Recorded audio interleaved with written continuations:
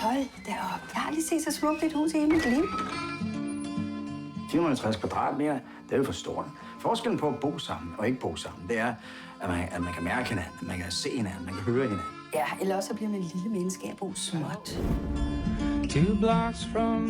Vi skal da bo sammen med nogle mennesker, der kan stimulere os. Vi skal bo sammen med nogle fantastiske mennesker, skal vi ikke? Jeg ved ikke, hvad der vil. Anna, glem det. Jeg skal ikke bo noget kollektivt, det skal jeg altså ikke. Det er sgu en morsom tanke at bo sammen med jer. Har du nogle penge? Det er hammer. Nå, ja, selvfølgelig. Jeg har I lavet nogle regler for huset? Der er ikke nogen regler endnu. Eller vi vil gerne bidrage med det. Vi har rigtig mange erfaringer. Hvorfor? Hvad? Folk bliver irriteret på mig. Det er min udstråling. Jeg forstår det ikke. Jeg stemmer på lov. Ja.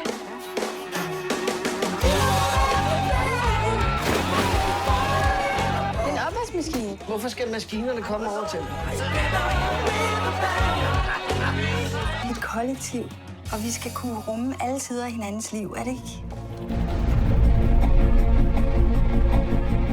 Jeg ser en pige. Er det alvorligt? Det må det være, ellers behøver du da ikke at fortælle mig det. Ja, det tror jeg. Ja, du skal gøre det, du skal gøre. Det, der føles rigtigt for dig. Men tag hende med. Jamen, så bytter vi værelser, så kan hun også være der. Hej. Du ligner jo en fransk kærlighedsfilm.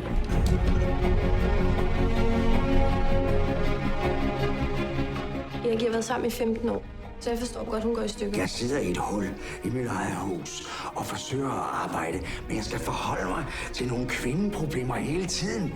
For helvede!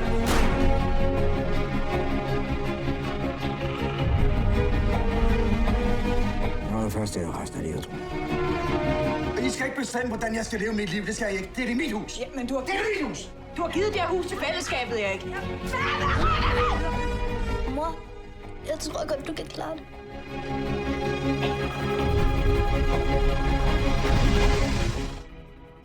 Hej, Erik.